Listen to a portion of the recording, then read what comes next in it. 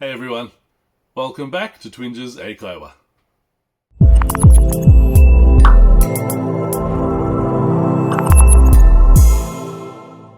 皆さん、こんにちは。Twinges 英会話です。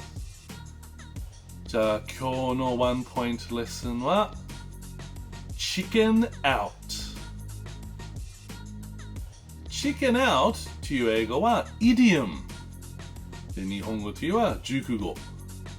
で、イディオムは書いての英語と本当の意味は全然違う。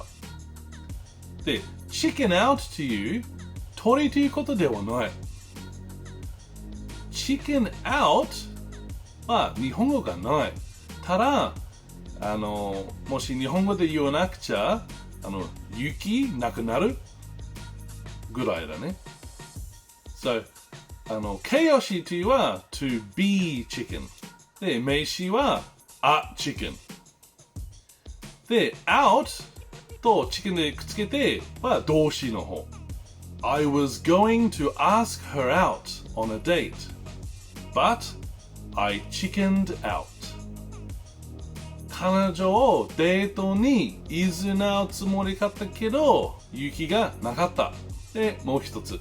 I want to ask my boss for a day off.But I always chicken out. 私のボスに休みもらいたいけど、いつも勇気がなくなる。はい。皆さん勉強しましたか？今日のワンポイントレッスンの熟語の chicken out。日本語は、あんまりね、ないけど、でも簡単に言えば、勇気はなくなる。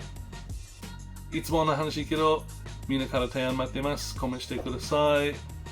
で、皆さんいつも見るありがとう。Thank you for watching and see you in the next one. Bye bye.